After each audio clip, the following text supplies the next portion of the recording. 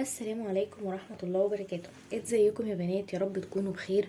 النهاردة ان شاء الله هنعمل مع بعض حاجة جميلة قوي قوي قوي، وبما اننا داخلين على شهر رمضان ان شاء الله فهتنفعنا كمان في السحور جدا، وهي الطعمية. هنعمل مع بعض طعمية، وهقول لكم طريقة تخزينها ازاي عشان نخزنها وتطلعيها وقت السحور كده وقت ما انت عايزة، وتفك معاكي على طول، ما تاخدش وقت وتبقى جميلة واحسن من انت بتعمليها بره كمان. كل اللي احنا محتاجينه مع بعض، محتاجين ربع كيلو من الفول المدشوش. هتجيبي ربع كيلو فول المدشوش يعني وتنقعيه. هو تقريبا كوبايتين، يعني تقريبا كده كوبايتين من الفول المدشوش.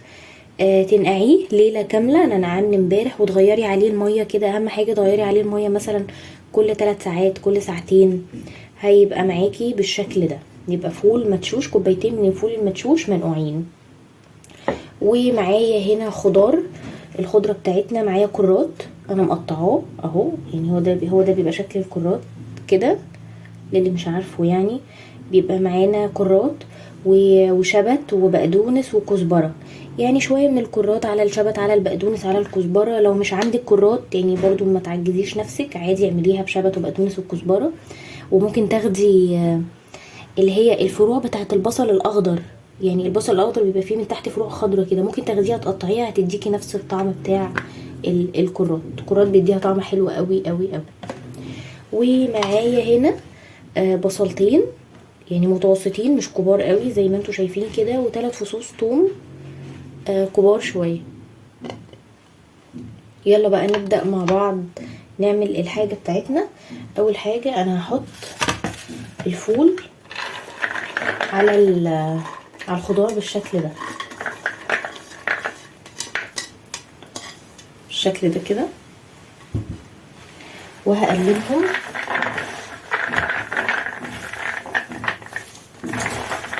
علشان انا الكبه بتاعتي صغيره فهاخد شويه شويه، فمحتاجه ان انا اقلب ده مع ده عشان اخد على قدها. فهمتوا انا بقى بعمل كده ليه؟ اهو بالشكل ده كده هقلب كده اهو. وبعدين هجيب الكبه وهنزل بال بالثوم وبالبصل بالشكل ده كده، وهفرمهم فرمه وارجع لكم تاني. فرمتهم بقى بالشكل ده اهو زي ما انتم شايفين كده. دلوقتي بقى هحط شويه خضار، وهنفضل بقى ايه يعني نزود بقى خضار خضار، هطحن شويه شويه، وفي الاخر هقول لكم بقى هنعمل ايه. يعني شويه خضار من مع اسمه ايه ده، الفول. هطحنهم برضو وارجع لكم تاني عشان صوت الخلاط ما يضايقكمش. ورجعت لكم تاني بقى بعد ما عملتها في الخلاط اهي، وبقت بالشكل الجميل ده زي ما انتم شايفين كده اهي. بص شكلها عامل ازاي وحلوه ازاي. افضيها بقى معايا طبق هفضي فيه كل الكميه بالشكل ده اهو.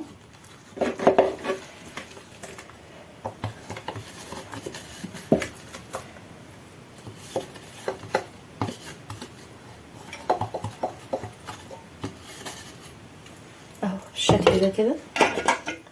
وهعمل بقى الباقي كله، مش عارفه شايفين ولا ايه، ثانيه واحده اهو. طعميه اهي. هعمل بقى الكميه الباقيه دي كلها معاكم دلوقتي زي ما هتشوفوا كده.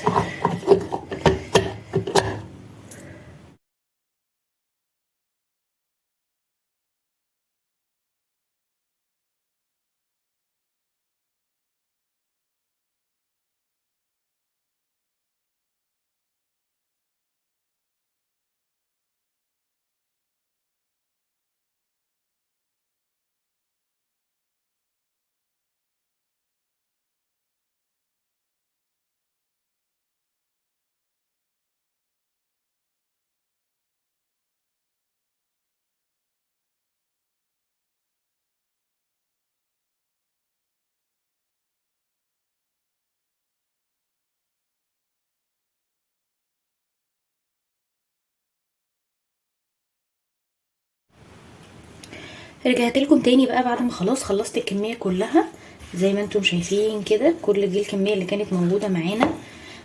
عايزه اقول لكم الريحه جميله قوي قوي قوي، ريحه الشبت مع البقدونس والخضره كلها كده والفول عامله لا ريحه طعميه بجد يعني، وحاجه انت عاملاها في البيت مضمونه وكويسه جدا جدا، وعامله كتير يعني بشويه فول بس، يعني بكوبايتين فول عملتي الكميه دي كلها تقعد معاكي يعني ممكن بعد شهر رمضان. يعني انت اكيد مش رمضان كله هتاكلي كل يوم طعميه يعني، فهتقعد معاكي فتره طويله جدا.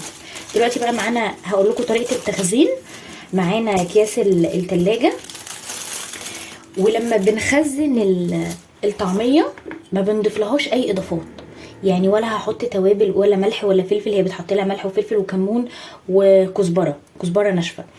بس انا يعني عشان هخزنها مش هحط لها دلوقتي، لما بطلع يعني دلوقتي انا هحط كيس، بطلع كيس بكيس ويفك، واروح حاطه عليه بقى الحاجات بتاعتي، احط عليه شويه ملح، رشه ملح، رشه كمون، شويه فلفل اسود، شويه كزبره، ولو عندك بقى بيكنج باودر عشان بيكربوناته علشان ما تبقى هشه معاكي كده وحلوه، يا تحطي عليها بيض يا تحطي عليها رشه بيكربوناته او رشه اسمها ايه، بيكربوناته او بيكنج باودر. دلوقتي بقى نخزن مع بعض. اقول لك ازاي تخزنيها عشان تطلع معاكي ما تاخدش وقت، يعني قبل مثلا لما تعمليها بنص ساعه طلعيها هتلاقيها بقت تمام قوي معاكي. تحطيها في الكيس بالشكل ده، وتحطي الكيس كده معايا، واعملي على الكيس كده، طلعي منه الهواء، بططيها، هتطلع معاكي من الفريزر مش هتاخد اي وقت خالص، مش تاخد اي وقت انها هتفك معاكي في ثانيه اهو زي ما انتم شايفين كده. انا حتى حاسه ان انا كترت الكيس ده شويه، المفروض اقلل اكتر من كده لان احنا 3 افراد مش كتير، بس عادي ممكن اخد منه.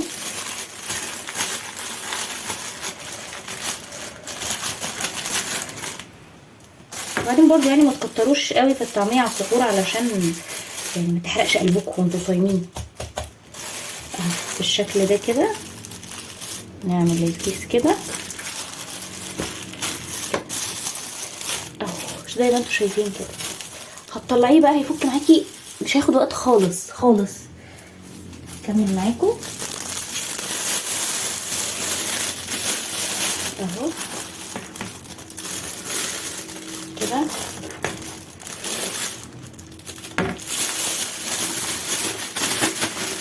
ممكن بقى ايه مثلا عندك ناس حد هيتسحر معاكي ولا حاجه، بدل ما تطلعي كيس، يعني انا عامله الكميه على قد مثلا 3 افراد، بدل ما تطلعي كيس طلعي كيسين، يعني مش هتخسر، مفيش حاجه هتخسر معاكي ابدا. بس الطريقه دي تفك الحاجه من الفريزر بتخليكي ما تطلعيهاش مثلا قبليها بليله ولا مثلا تقومي من الصبح تطلعيها، لا ده انت حتى لو نسيتي مثلا ساعه السحور كده عقبال مثلا ما تسخني شويه اكل ولا تحضري شويه اي حاجه، هتلاقيها هي فكت معاكي على طول، لان هي بتبقى رقيقه زي ما انتوا شايفين كده اهي، ومش هتاخد وقت انها تفك اهي.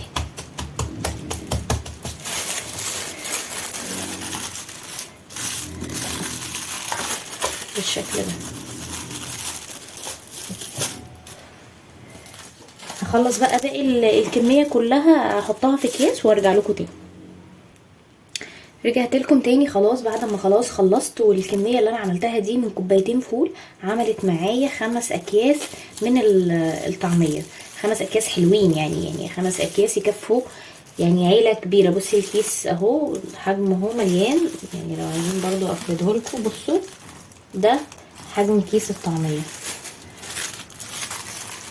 وانتي بقى زي ما قلتلك تحطيها في الفريزر كده بالطريقه دي علشان تفك معاكي بسرعه، ما تاخدش وقت، تطلعيها ان هي تفك يعني، وما تحطش عليها اي توابل. انتي لما تخرجيها وانتي بتعملي خلاص بعد ما تفك تحطي بقى عليها شويه ملح، شويه فلفل، شويه كمون، وشويه كزبره ناشفه، ورشه بيكربوناتو علشان ما تبقاش مكتومه معاكي وتبقى هشه، وتحطيها في زيت كتير يكون سخن قوي، وبعدين توطي النار، تخلي النار وسط علشان تستوي معاكي من جوه يعني، ويبقى طعمها حلو، ما تبقاش متحمره من بره ونيه من جوه. وده كان فيديو النهارده، اتمنى ان هو يعجبكم، وما تنسوش تقولوا لي رايكم في الكومنتات، وما تنسوش تعملوا لايك للفيديو ده وسبسكرايب للقناه. باي باي.